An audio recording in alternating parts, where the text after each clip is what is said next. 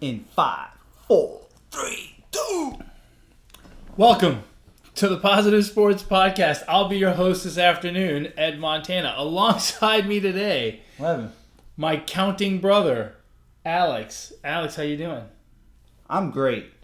I don't know about counting. What are you doing? Well, you were counting when we started. Oh, yeah. I mean, that's as high as I can 5, 4, go. 3, 2. Oh, well, yeah, I don't even think you made it to 1. I didn't. He kind of counts. You didn't let me. You kind of count.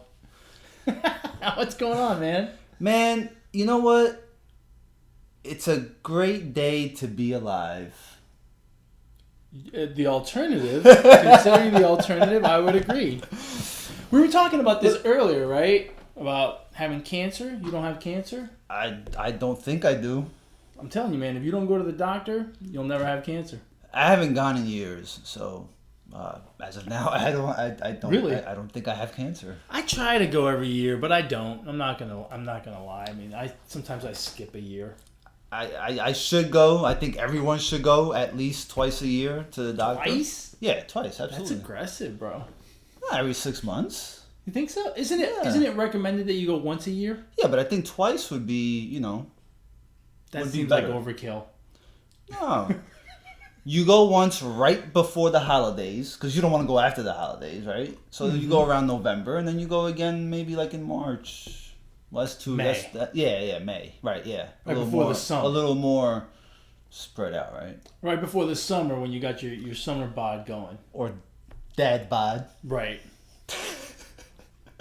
But yeah, no, I think twice is good to go a year. But yet you haven't been in years. No. But take my advice, people. Just go twice. Don't worry about what I'm doing.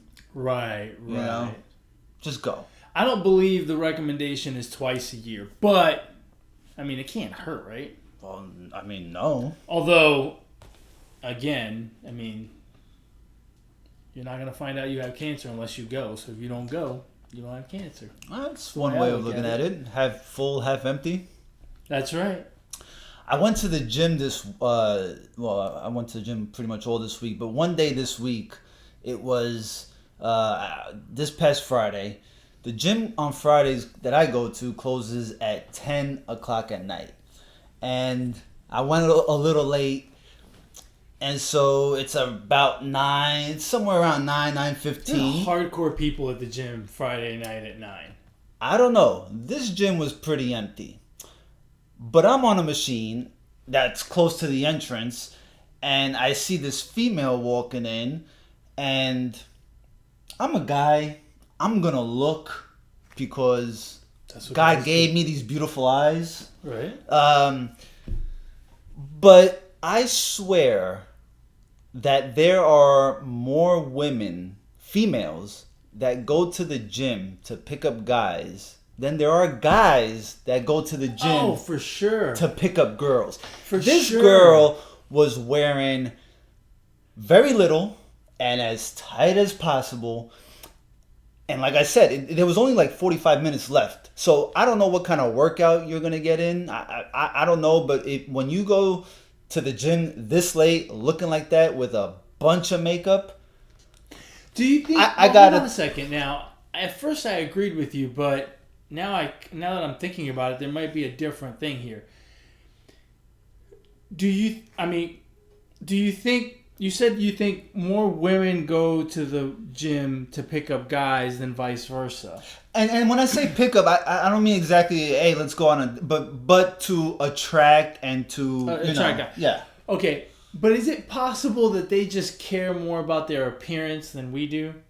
Because I know personally, if I'm going to the gym, like on race day, right? I'm a runner, right? On race day, I carefully pick out my clothes. I even kind of care if they match, right? It's important to me to look good. Okay. My mantra is always look good, run good, right? But when I'm going to the gym, especially if I'm going to the gym to work out, like when I go run, I grab whatever. But when I go to the gym, I grab like the oldest t-shirt I have. Right.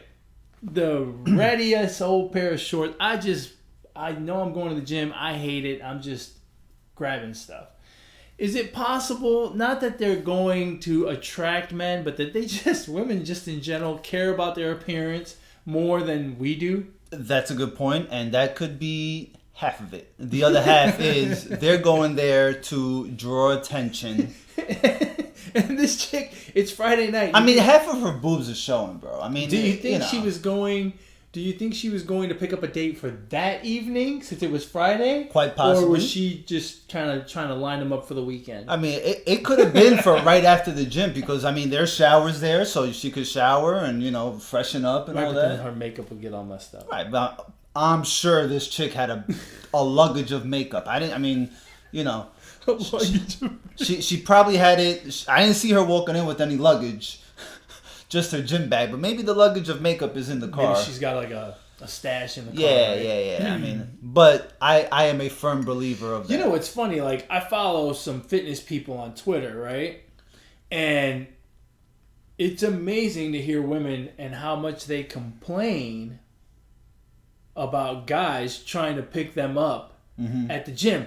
But mind you, like, the people that I follow, they're in fitness competitions. Right. So they go to the gym. It's serious business. They're not going to pick anybody up. So they are, they're going to work out. They're going to prepare for their fitness competitions. So I understand that they are annoyed by guys trying to pick them up. But this particular lady doesn't sound like maybe she was in the same category. If I was single, I would definitely not try to pick up a competition female. They scared me.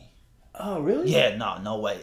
First of all, props to them for the dedication and the hard work that they put in, but it's not attractive.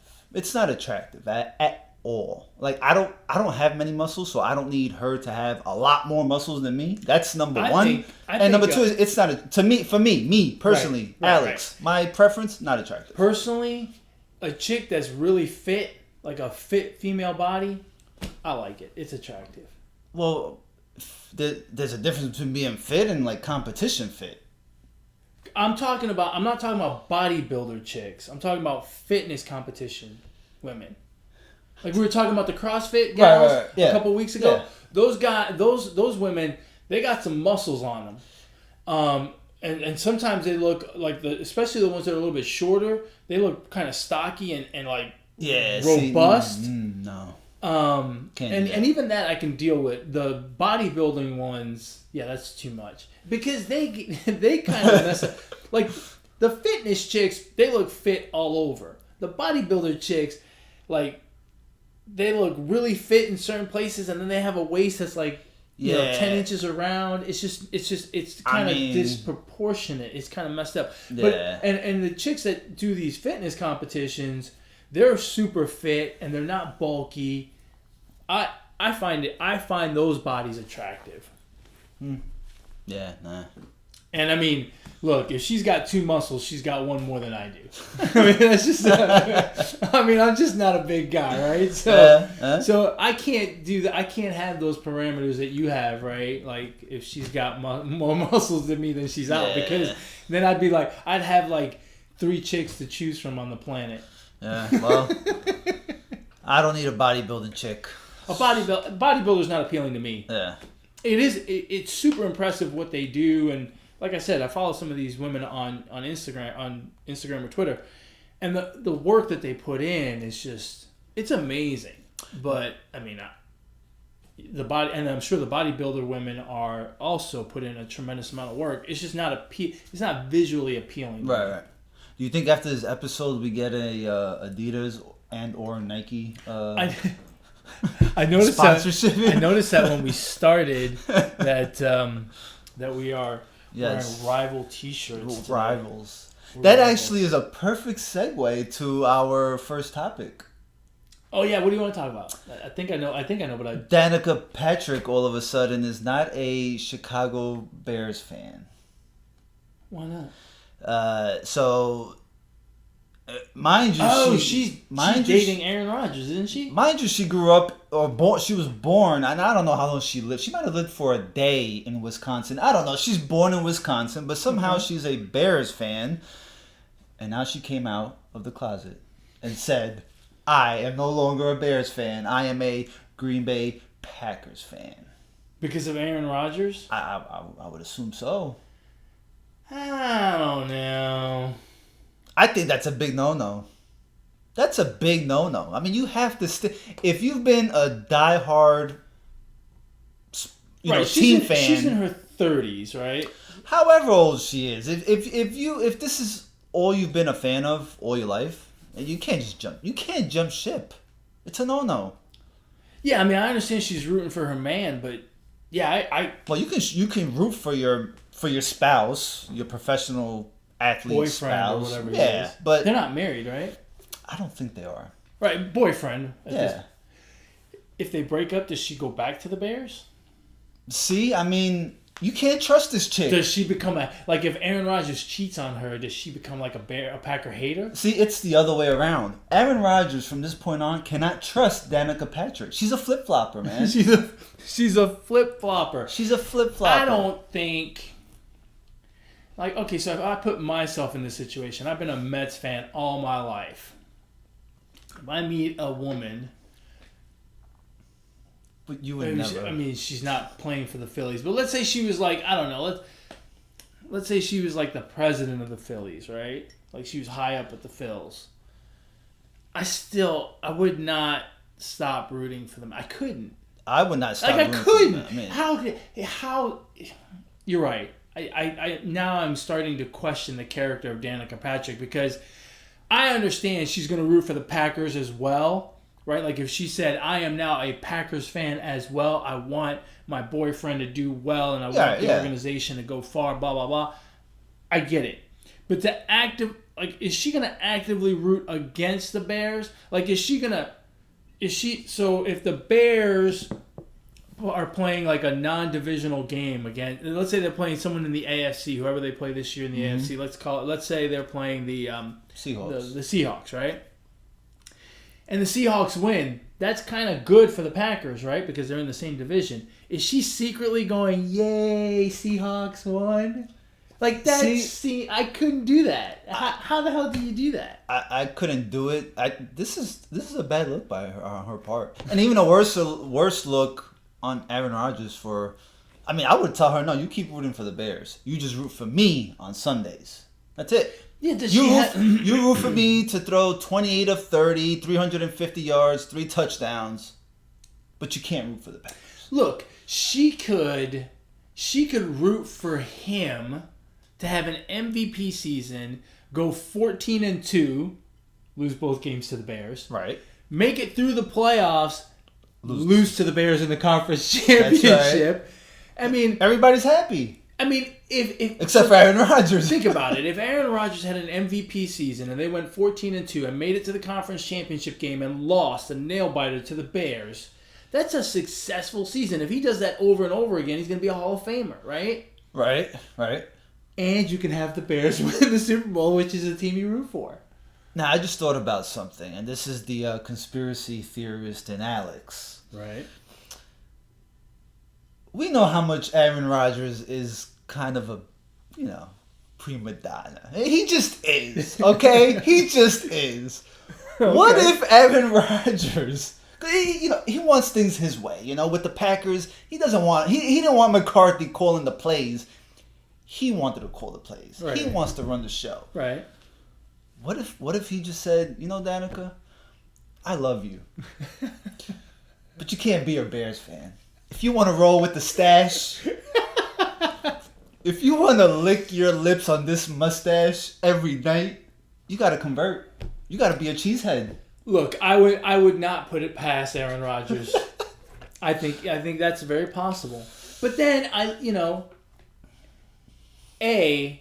can see Aaron Rodgers doing that, and I don't have much respect for him for doing it. But B, I have no respect for her for going, "Look, if you want to get with these, you need to let me root for whoever the hell I want to root for, buddy. If you want to get with these, I can't root for the cheese." I was a Packers fan, but I was a Bears fan before I met you. I'm gonna be a Bears fan after I met you. Yeah, seriously. Like she, as a woman, she has to put her foot down. You love me for who I am and who I root for. Exactly. Right? Why is he trying to change her? That's right. That's kind of fucked up. It is. We're making a whole ton of assumptions. We're blasting their relationship. We don't know either one of them. Listen, this is good. I mean, I did meet Danica Patrick once at a race. No, I didn't. But. Oh, well, This is good Good Morning America talk right here. I hope they see this podcast and that they leave their show with this tomorrow morning on the Monday morning. They should. Shit. And if Good Morning America wants us to be on their show, they can reach out to us via email. That's you right. can email the show at positivesports10@gmail.com. Positivesports10@gmail.com. If you want to get a hold of me, you can do so on Twitter at eMontana21. And if they want to get a hold of this guy, they can do so on Twitter as well at Brooklyn Gaucho1 for Alex. Back to Danica Patrick and Aaron Rodgers. So yeah, I'm losing respect for both of them, and go Giants, go Cowboys, No, go Jets, no, go Patriots. No, what are you talking? You have 4 teams? No, I mean I don't have 4 teams, but I like those teams to do well. It doesn't bother me when they do. How? Those are like 4 main rivals of each. Like, this is a catastrophe. These 4 teams you just named are go Texans. Are like rivals of. They're all intertwined somehow. That's horrible. You can't. Yeah, I like them to do well. That's I like the Steelers to do well. I don't care about the Steelers. I mean. Yeah. The only reason I root for the Steelers, I don't root for them. It's because of Dad. It's because of Dad. But, yeah, me too. I mean, if it's the Giants and the Steelers. Oh yeah, look. There's certainly a pecking order, right? Yeah, but you can't like. There's a hold on. Yeah, but there's a pecking order for sure. So Dallas and the Giants for me is just about 50-50. That's horrible. I know. The Jets are next because they're a New York team. That's even more horrible. The Patriots and the Steelers are teams that I just like to see do well. The Browns because I think they're going to be entertaining. The Raiders because I like John Gruden. I have teams that I like. Like I'm not gonna. It's not gonna make my day or break my day if they win or lose. But if they win, that's cool. Yeah. Like if I had put it this way, if I had a choice, right? If I had a choice of who's gonna win the AFC West, I always wanted to be the Raiders. I don't ever want to see the Chiefs or Denver or San Diego or LA or wherever the hell the Chargers play now. I don't ever want to see them win the AFC West. But I'm not. But if they do, I don't give a shit. You know what I mean? That's my point. I have an NFC team. I could care less what happens in the AFC. Obviously, if we end up playing in the Super Bowl. In the NFC, all I really care about is my division. I want the Eagles, the Cowboys, and the Redskins to just suffer. So the perfect season for you is the Giants go 16-0, Dallas, Washington, and Philadelphia all go 3-13 because they've got to play each other. Yeah, I'm fine with that. I'm fine with that. Or I 2-14. I don't even care if we go 6-10 and all of our 6 wins are fucking against the division and we somehow make the playoffs. Yeah. Or that'd be terrible. Or we somehow derail one of the other 3 teams from making the playoffs. So this would also hear me out. This would also be a perfect season for you. The Giants go 6-10 by going 6-0 in the division. The Cowboys, Eagles, and Redskins all go 5-11, and the Giants win the division. I mean. And we still got a good draft pick next season. That's like a top 15 pick.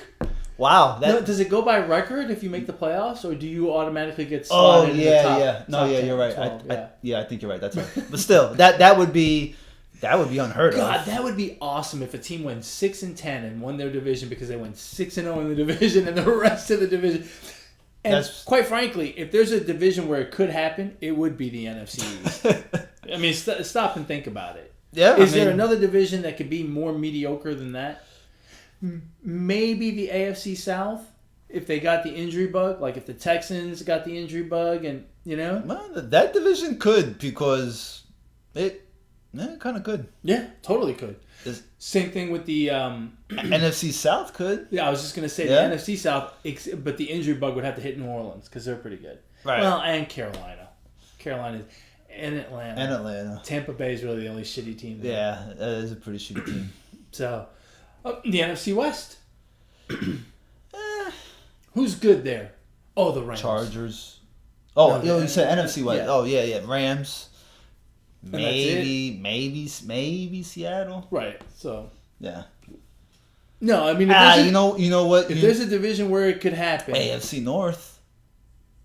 I don't think there's a huge gap between the Steelers or Ravens and the other teams. No, but I think as a division, they're good enough to win games outside of their division that they wouldn't go.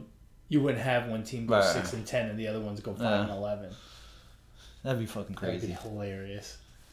Yeah, we've seen strange shit in sports, man. I mean, you never know. You never know, but that would be hilarious.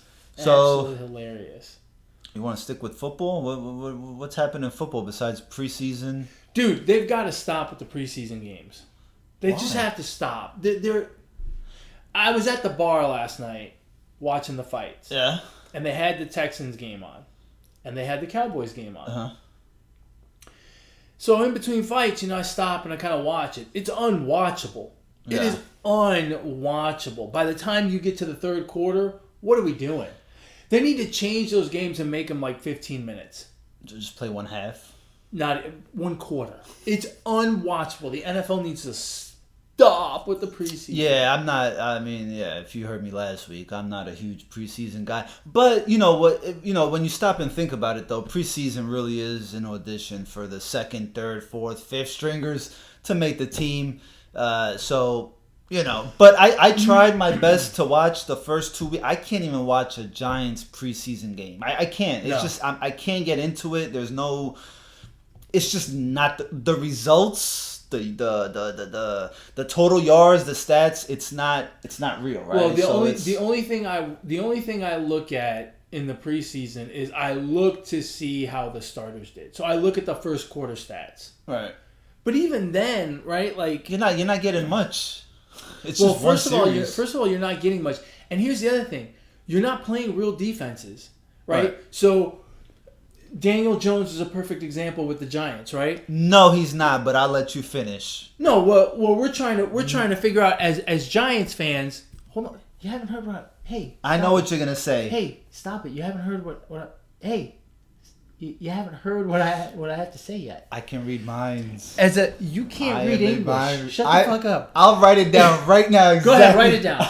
Write it down real quick. Write it down real quick. I will let everyone know where to reach us. Write it down and we'll see if you're right. Because I bet you're not. If you want to reach the show, let us know your thoughts about the preseason, about bodybuilding women, about Aaron Rodgers and Danica Patrick's relationship, about us being on Good Morning America, all that stuff. Reach out to the show via email, positivesports10@gmail.com, or you can reach us individually, because I know not everyone likes to talk to Alex. You can reach me on Twitter at eMontana21, and if you're a masochist and like to talk to people like Alex, you can reach him on Twitter as well at BrooklynGaucho1. So, back to our talk about the preseason.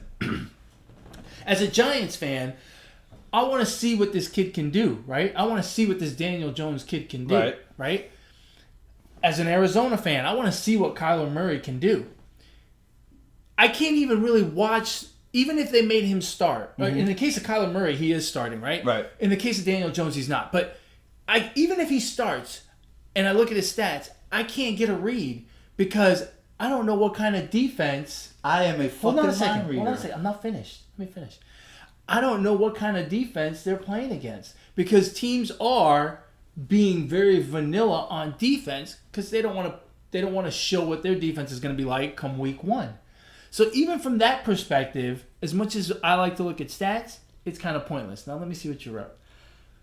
I couldn't really get it out the way I wanted to, but I knew you were going to say that. Let me see. I just said Daniel Jones. Read it. Daniel Jones playing second stringers. Well, not necessarily. Because he plays second stringers. Well, yeah. The first game he plays second stringers. Yeah, but even in the case of Kyler Murray, where he's playing against first string defense, they're playing a vanilla defense. They're not bringing the entire playbook to a preseason game. Is my point. Here's the thing. So technically you're wrong. Here's the thing. Let's just go back to that. You can't read minds. Here's the thing. Daniel Jones made some fucking throws.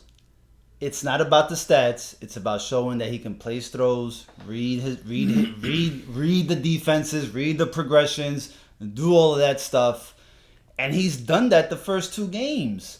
Right. So everybody wants to say, well, he played against the second stringers. Well, he played.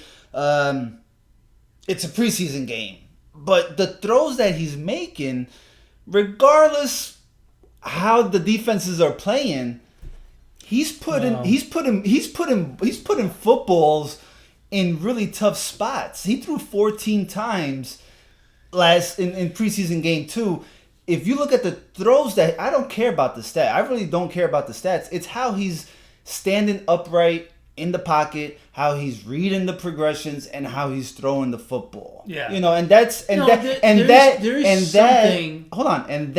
is what everybody did not see at draft time. When the draft highlights came out, nobody saw that. What everybody saw was this kid plays for Duke. This kid throws to the wide receivers and they're dropping balls. His highlight reel of drop passes is longer than any other highlight reel. Any other highlight reel. But I'll be the first one to say, Daniel Jones, I did not watch a lick of you in college. I didn't know you even went to college. I didn't even know you existed. Okay, but when I went back and I watched the highlights afterwards, I'm like, this kid looks tall. He looks like he's a big kid. Like he's got command of what's going on around him. Like he's got awareness. And obviously you never know how that translates to the NFL. Right.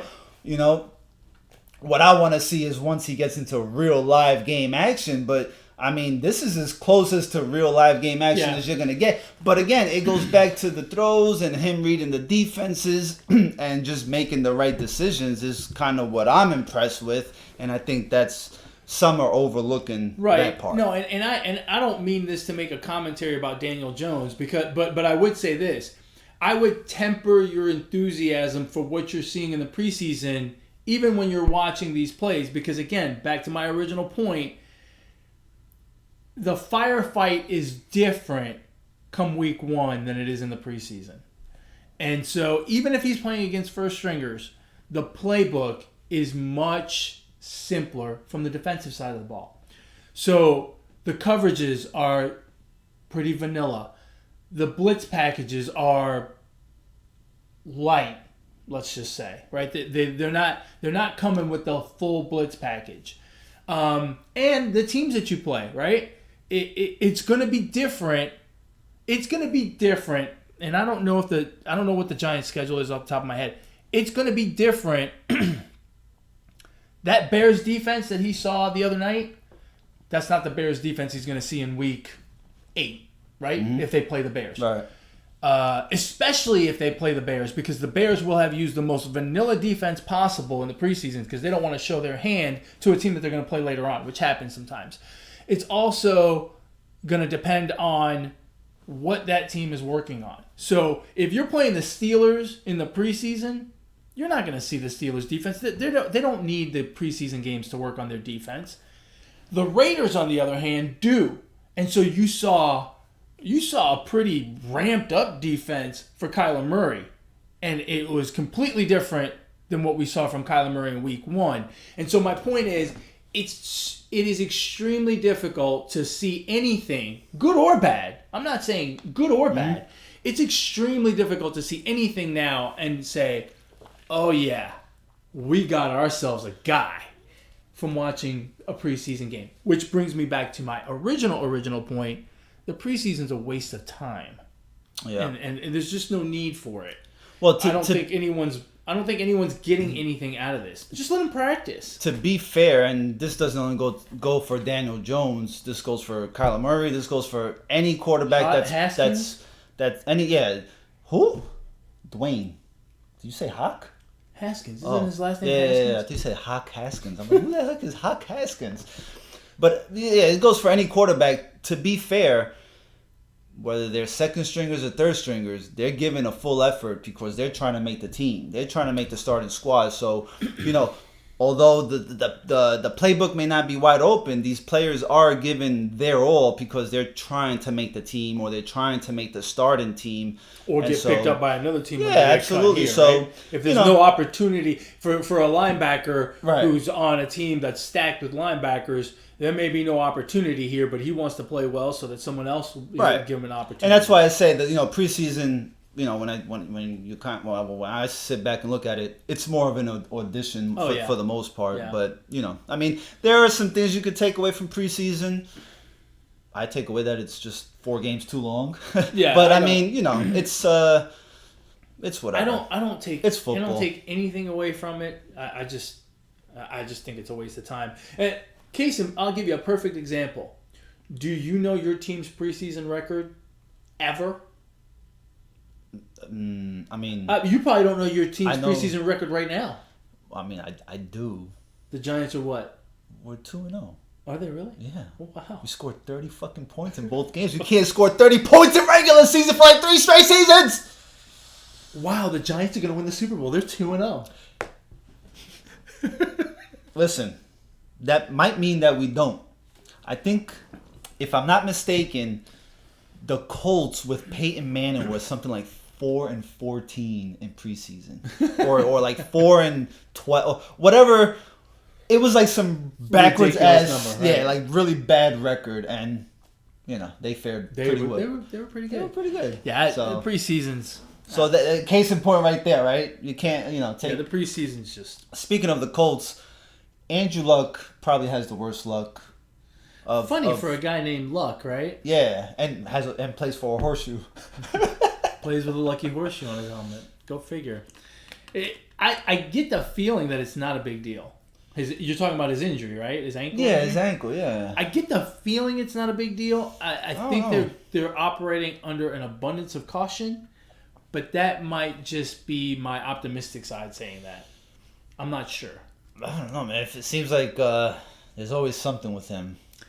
Well, he's ever since he had the shoulder problem, it's been. It's like one thing and another, and you kind of see this sometimes in sports where it's just someone who has the ability to be a very good football player, just kind of injuries don't allow him and or her to For those of you out there who like to gamble, and like to bet over-unders, it's got to be hard as hell to bet an over-under on wins for the Colts when you don't know what the status is of Andrew Luck. Because, I mean, he is A, B, and C for that team. If he's not around, they're 4-12. If he's around, they could go 10-6. That sucks if you locked in the over. Yeah, the Colts, and he turns out not to. Although I'll say this, the Colts have built themselves a decent team. So even if they put Jacoby Brissett back there, I'm not saying he's going to light it up and ride him to the Super Bowl. But if he just is able to do okay, they formed a pretty good offensive line. They got a decent running backs. They've got a decent team. Yeah, and that division, they still need Andrew Luck. And that division is not that tough. No, it's not. I think it's wide open for all 4. Well, I think it's pretty clear that that's the Texans' division to lose. If they stay healthy, they're going to win that division. They got no offensive line. If they stay healthy, they're going to win that division. That's a big issue for them. If their key players stay healthy, they're going to win that division. They've got the best quarterback in that division. They've got the best wide receiver in that division. They've got the best defensive player in that division. Are you doubting Nick Super Bowl Foles? I would take Deshaun Watson over Nick Foles. What? Yes. A Super Bowl winning quarterback? Yes, I would. Yeah, the Texans have an offensive line issue. Clowney's not there. If Watt stays healthy. Again, Watt's a big issue. Health is the big issue, I think, for the Texans. Well, that's for every team. Oh, I mean, I'm pretty sure the Dolphins are going to suck regardless. Yeah, they are. You could put the 82 Dolphins back in there. For some reason, they won't do well. Yeah. Yeah, I don't know. So, but yeah, the opening week of the season is a whopping 2 weeks away. Almost there. I can't wait. Almost there. I can't wait to start putting some bets on in. Did you happen to catch the fights last night? I did. I don't watch UFC. I love it. I hardly watch UFC. Let me start off by saying this regarding the fights. Okay. Okay?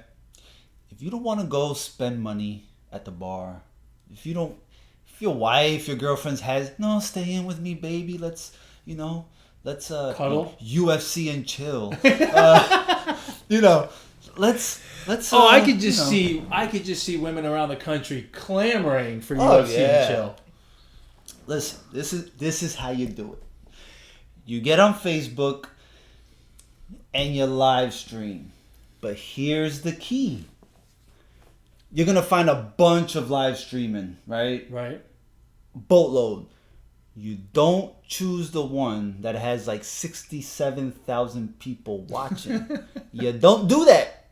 Because once you click on it, you're going to watch the fight. It's going to show the fight. And then 5 minutes later, it's going to fucking say, click here, live stream, like, subscribe. And then you got to go through all these websites to create a free account. You don't do that. Right. You go to the one that has 250 watchers, viewers, or less. And that's the one that you watch. And it turns out to be a nice, a good view. I enjoy going out to the bar and sitting around a bunch of people who are drinking and cheering and watching fights. So I never do that. Yeah. Well, I shouldn't say never. I did it once. But I will very, very rarely decide to UFC and chill. Yeah. I like going out and watching the fights. And the atmosphere is just different. Right. It's fun. I get into it. The only part I don't like is I like to hear the interviews after the fight, right, especially at the main event, co-main event level. But small price to pay for the enjoyment of hanging out with friends and having a couple of beverages. And on top, but there, see, if you drink, you can just get up on your own, go get a drink. Hey, if it's a jam-packed house like it was last night where you went, you got to wait for a drink for like 10 minutes. My mouth is getting watery, man. I need a drink now. That's why you keep them coming. You keep them coming? You tell her. Just tell her, You just tell your waitress, right? I went to Hooters last night. There was no waiter there? There was no waiter? Yeah.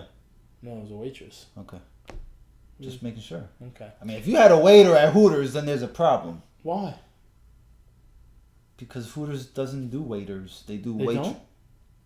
Every Hooter that I went to. I mean, I don't see why you wouldn't. Because that's not their MO. Their MO I understand. is to show you Hooters, not fucking... I understand the concept. However, if a guy wanted to wear a skimpy tank top, he'd get turned down. And let's just say he wouldn't get the job. But what if he had a really nice ass? He wouldn't get the job. He's got no boobs. Whatever. He's got no What if job. he's got hot hams? He's not a female. He would not get the job. What if he identifies as a female?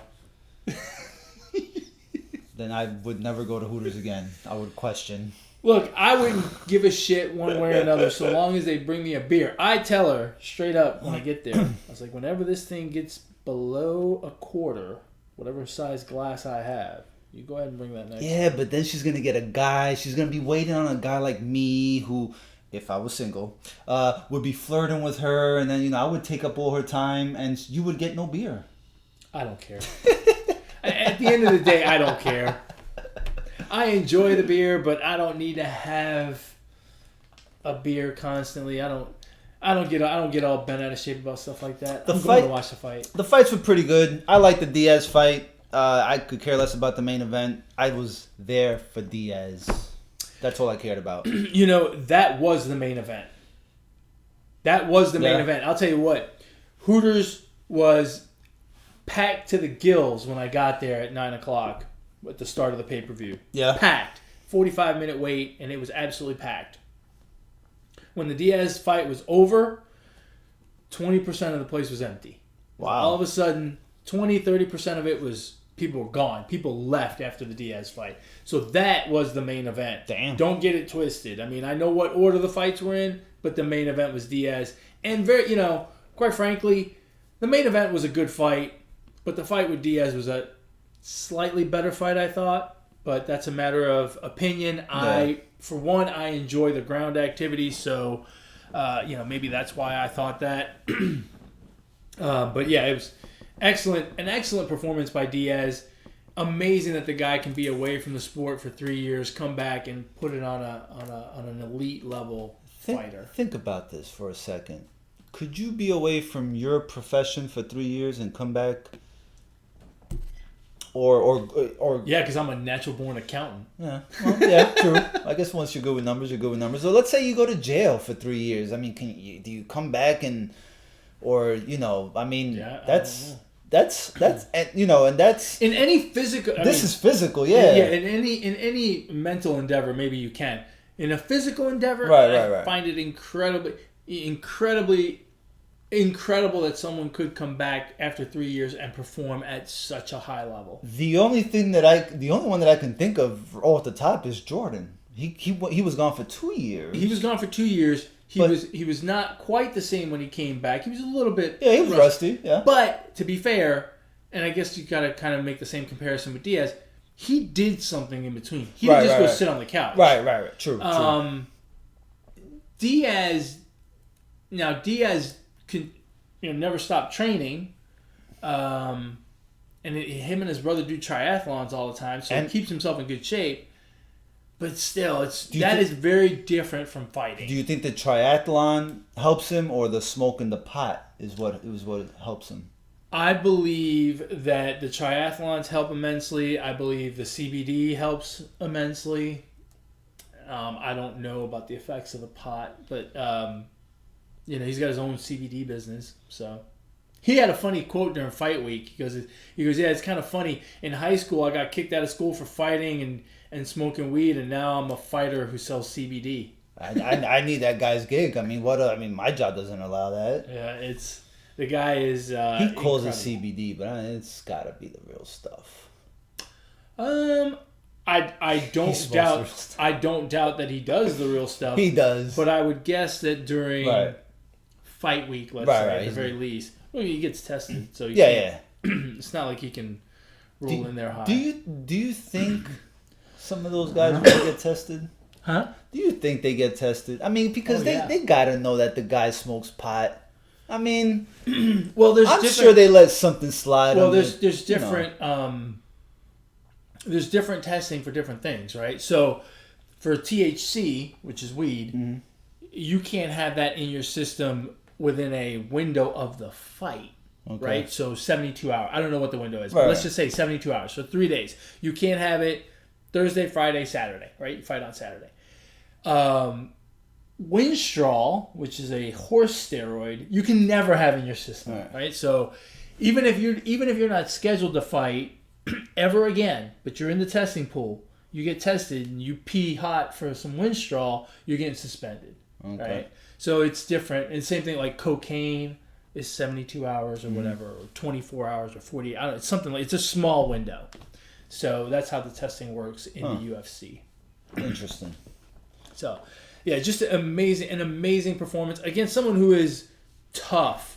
I mean, Anthony Pettis is no joke. He's a former champion, and he just put that pace on him. It is so impressive to watch a guy use pace as a weapon. To see him, he does it. A couple other guys in his division do it. Usman, Covington, Max Holloway does it down at featherweight. Frankie Edgar does it down at lightweight, at featherweight, bantamweight, whatever he's going to fight next. I mean, those guys, when they do, it's just incredible. They force you to fight at a pace that is going to break you. And that's what Diaz did last night. Yeah, I'm pretty amazed at what kind of attraction Nate Diaz is. I mean, we've seen it with him fighting other fights. I mean, he's got like 30-something fights on his resume. Right. He fought against McGregor. We know what that drew. But I think this one here, him being away for so long, I think people, the audience, the fans, the non-fans, like myself, because I'm not really a huge fan of the UFC or whatever, but I appreciate what he did. I mean, he fought his ass. He dominated that fight pretty much. He really did. It's amazing to me that some guys, like Conor McGregor, tries to be Conor McGregor, right? Yeah. It kind of comes naturally to him, but he's putting himself out there. Nate Diaz and his brother Nick is the same way. they don't try. They don't care. Yeah. They truly, truly don't give a shit. And somehow that makes them even more popular. Yeah. Like Nate Diaz just becomes more and more popular over time. And the guy does, he skipped an open media workout. He skipped it. They asked him why he skipped it. He goes, the UFC told me I didn't have to go, which is bullshit. Mm-hmm. He skipped it because he didn't want to go. Yeah. But then he says stuff like that, and for some reason that's just endearing to people. It's kind of that Stone Cold Steve Austin effect, right? When Stone Cold first started to become a bad guy, Right. Or not even a bad guy. He just kind of anti-establishment. He became insanely popular. And it's the same thing with these Diaz guys. That's a great comparison. Who hasn't ever wanted to kick their boss in the balls and Stone Cold stun them, right? Steve Austin did that, and we loved him for it, right? He drank beer at his job. Right. And how many of us wish we could do that, right? And the UFC allows, and it's funny, WWE doesn't allow the wrestlers to really, break character anymore, but the UFC does allow for that, and I think that's what,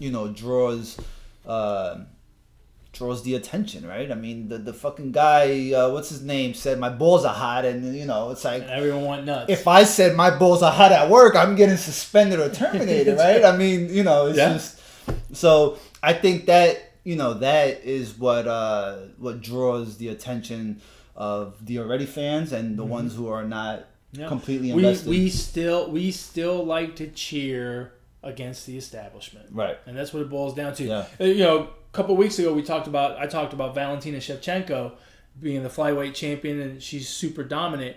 That chick probably makes, I don't know, $100,000 a fight.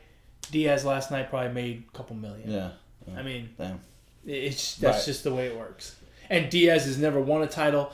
Diaz has never fought for a title. Diaz has never been in the conversation as one of the best fighters in his weight class, in the sport ever. None of that stuff.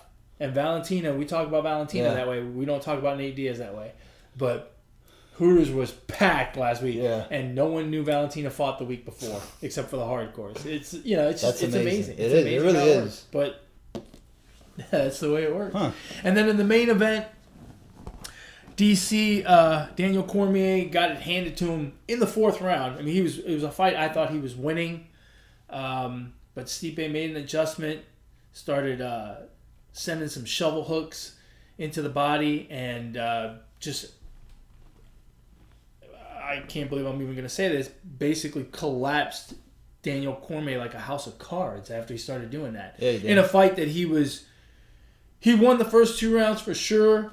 I'm pretty sure Daniel Cormier won the third round. There's an argument that Stipe may have won it. I'd be okay either way. So worst case scenario, it was 2-1 DC, but likely 3-0. And then in 4 minutes, Stipe made one adjustment, used it 4 or 5 times, and then came over the top and knocked him out. If you looked at both fighters' face, you would probably think Daniel Cormier. Well, it's amazing how what the hell's his name? Stipe Miocic. All right, we're gonna have to fix that. What is he? He did some Irish dance. Yeah, he did an Irish dance. Is he Irish? He's Croatian. What the fuck is wrong with him? Actually, let's be fair. He's an American. He's born and raised here in the U.S. But his background is Croatian, hence the name Stipe Miocic. Okay, the Croatian sensation Miocic. Yeah, Stipe. I don't like that. I like Stipe. Sounds like stupid. No, it doesn't. Yes, it does. No. Miocic is better than Miocic doesn't sound like stupid either. No, it doesn't. But his first Stipe? name. Yeah, that's hard. That's a horrible first name. Say stupid. That's a horrible first name. Say stupid. Miocic. Yeah, see, that doesn't sound like stupid either. Yeah.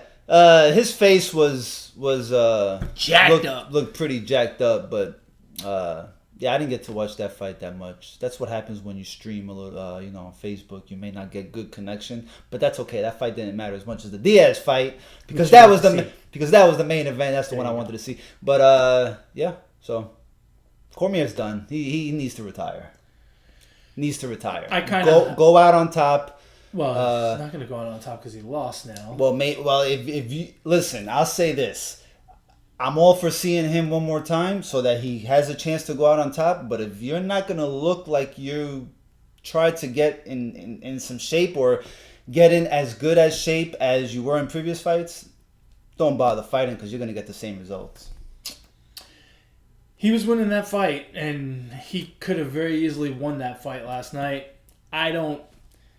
But there was still 2 rounds left. I mean, he could have tied it out some more. Well, so could Stipe, right? I mean, they were both fighting. But you like Cormier more. That's why you're saying that. I like both guys. I like both guys a You like lot. DC. You got to like... If you had to pick one? If I had to pick one, I like Cormier DC. more. Exactly. Right? Yeah. See? But no... I personally, I want DC to retire. He's had a legendary career. How old is he? He turned 40 in March. How old is Stupid? Stipe is 30-something, 33. Oh, so this is, okay. So this is a nice difference in age. Yeah. I want DC to retire because I don't want him to get beat. I don't want him to get beat up.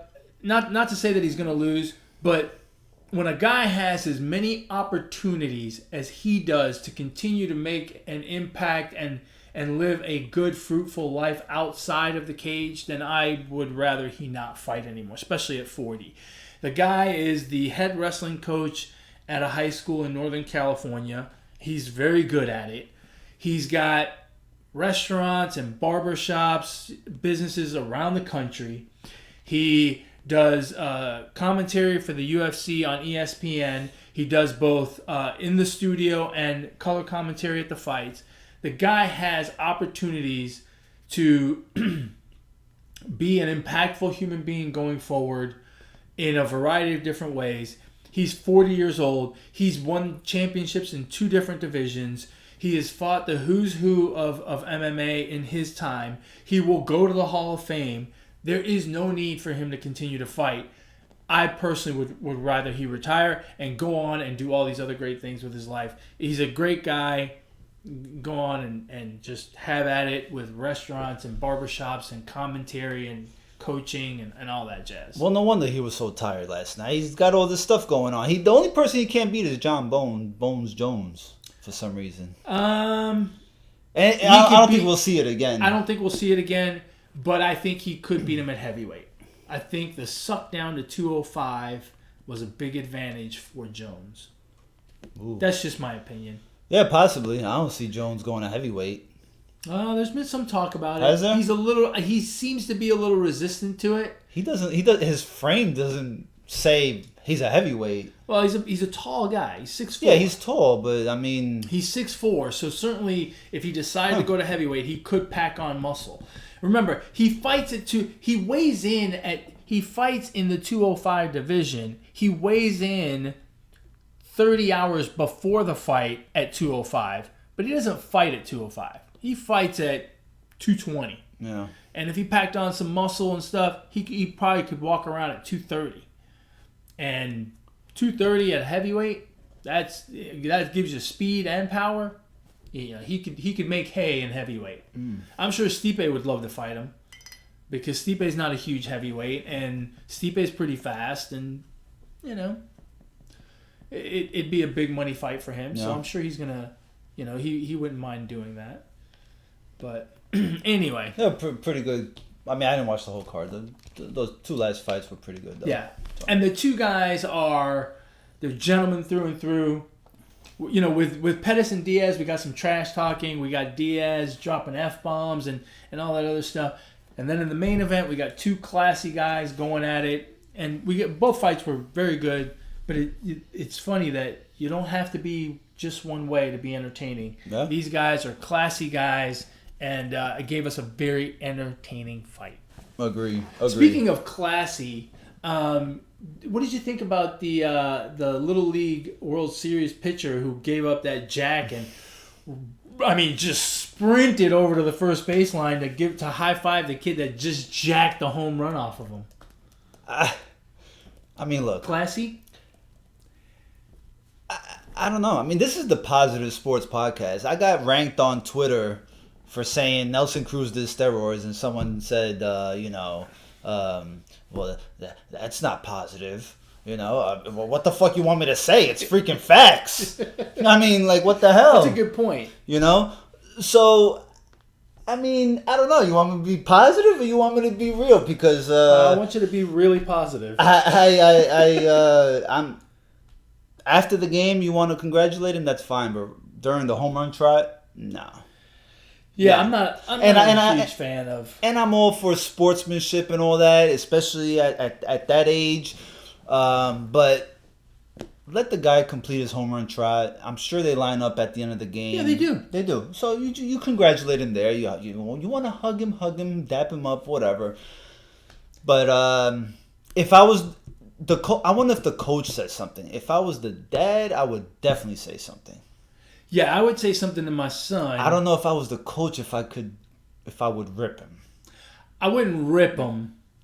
I don't even know if I would say anything, to be honest with you. Look, we live in a very competitive society. Yeah. And while not my preference to see the kid do it, I would not stop him from doing it. Right. And I would not address the team about it. And I certainly wouldn't criticize him. I certainly would not criticize him in front of the team or even in private. Yeah. My kid, even if I'm coaching my kid, I say something in the friendly confines of my home, like, hey, man, I understand you're trying to be a sportsman and all, and I think that's great, but be a sportsman after the game. During the game, play the game hard, and if someone jacks one off of you, they jack one off of you. But, you don't have to be mean or anything, but save the congratulations for after the game. That's what the handshake line's for. I mean, could you imagine if the pitcher for the Cubs that gave up the grand slam to Bryce Harper? Yeah. I mean, Bryce, wait. Yeah. Wait. Let me give you a hug and say congratulations on hitting the game-winning grand slam walk-off on me. Off me. Whatever. Well, and the funny thing about that grand slam is Bryce Harper sprinted around the bases. Yeah, I don't know if he would have caught him. That's the other thing, right? Like, if he goes over to the first baseline, hey, man, good job. Just reaching out to give him a hug, and Bryce is just flying down the line. You see dirt kicking up from underneath his cleats. You know what? For all of the criticism that we give guys with the bat flips and looking at a home run ball too much, not enough has been said about, and I think it was really freaking cool. I loved it. Yeah. He hit it. He was jacked up, and he didn't sit there and praise his shot. He didn't he didn't do a look at me moment. He raced around the bases for what? To celebrate with his teammates. I agree. And I love that, and I wish the media would have made more out of it. Yeah. But they haven't said a word. No. What I really want to see Bryce Harper do one time, and don't do the bat flip, take off your helmet, go like this with your hair, and then the other way. Especially if you're playing like in Chicago, in the Windy City, you take that helmet off, you helmet flip. And let the wind blow through his locks. Yeah, I mean he's got gray hair, man. He obviously uses Head and Shoulders. I mean, he's got great hair. He does have great hair. He's growing it too. Look, this hairline would kill for that hair. Yeah, and you don't need to do a bat. If you did a helmet flip, no one would know the difference, especially if it was a black helmet. Yeah, no. Yeah, if I played for like the White Sox, they couldn't fucking tell. Look at. Did he just take off his helmet? Yeah. Does he have pine tar in his hair? But yeah, so the kid, look, I thought it was cool, but yeah, you can't. Personally, exchange number. Exchange numbers. You text him afterwards. Yeah, exactly. I think they take that little. I think they go overboard with that sportsmanship at the Little League World Series. I mean, it's cool. They all do it. Blah blah blah. I get it. I'm not saying take it out, but I think. Yeah, well. I don't think we need to. I don't think we need to like run it on SportsCenter over and over again. No, you know they did. Oh, they did. They totally did. Yeah. But yet they didn't say one word about Bryce Harper. Right. And I mean, they did play the home run, the grand slam over and over again, but they didn't say anything about him racing around the bases to celebrate with his teammates. That was a heck of a game. Which one? That Bryce Harper game. No, I didn't watch. I mean, the grand slam was just the end of it. Yeah. But I want to say the Phillies were down 5-0, Really? 7-1 at one point or something ridiculous like that. Yeah, I don't Scored know. like 8 runs in the bottom of the ninth. Well, they're certainly in it. So yeah. That race is tightening up a little bit. Yeah, you got the Brewers, the Mets, and the Phillies chasing down the Cubs. Chasing down the Cubs and the Nationals are 1.5 up or 2.5 up. Boy, the Nationals. The Nationals lost yesterday, right? A crazy game with the Brewers. They lost. Yeah. You know they had 3 blown saves in that game? Yeah. 3 blown saves. That bullpen is like has had issues all season long. But I'll tell you what, they scored 14 runs in a losing effort last night. Came back today, a day game, and scored another 15. So wow. They're mashing the ball. That's impressive. Days. So, speaking of mashing the ball, Pete Alonso, 40th home run of the year this year. Today for the Mets. Rookie record.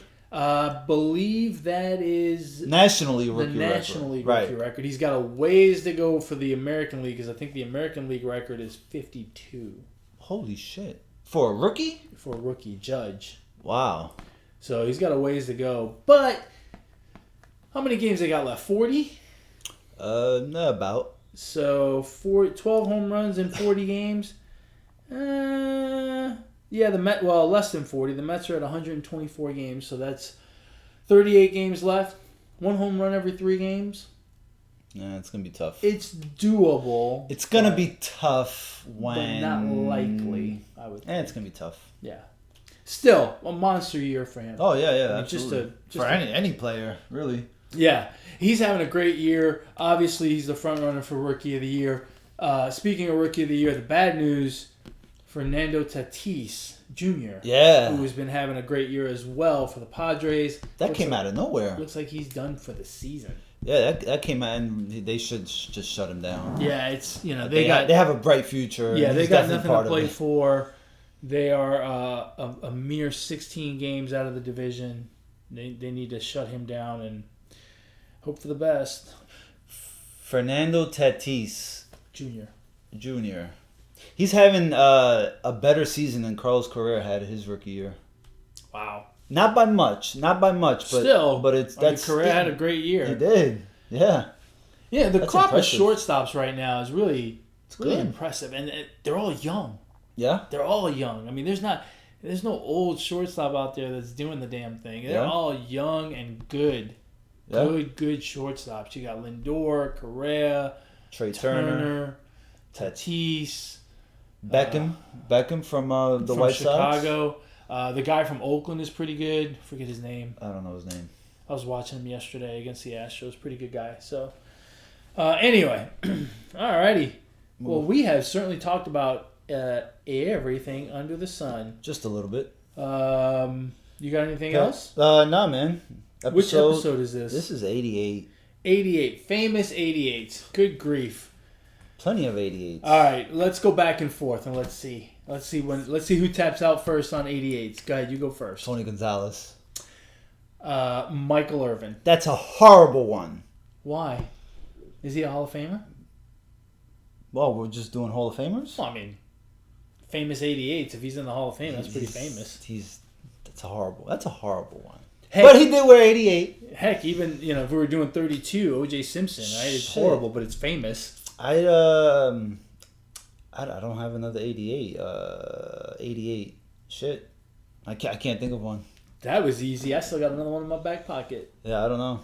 This one is from my dad, Lynn Swan. Lynn Swan. Dad would love that. Yeah, I don't have. I'm sure there's plenty of more 88s. 88's a lot more popular than the other 80s. It seems like. Yeah, I can't think of one. Oh well. That's as best as I can do. You got a shout out? No. No? Neither do I. Shout out to all the listeners of the podcast. Keep listening, subscribe, hit like, and comment. God damn it. There you go. I like that too. Yeah, I did all my shout outs during the show, talking about there you go. People that I'm... Shout out this water. It fucking tastes great. You're such a nerd sometimes. What? Shout out this pen. It did all the note writing for this episode. Well, you did the note writing. Yeah, but if I didn't have that pen... You'd have gotten another pen. That pen's not that special. We'd be rightless. Rightless. You're such a goof. I try. All right, man. That's it? That's it, brother. As always, folks, thank you very much for listening. We appreciate your time and camaraderie. And like Alex said, you can catch us on YouTube, iTunes, Google Play, Podbean, whatever platform. Go ahead and comment, like, subscribe to our podcast, and we will see you again next week. Until then, ignore the negativity. Be the positivity. Peace.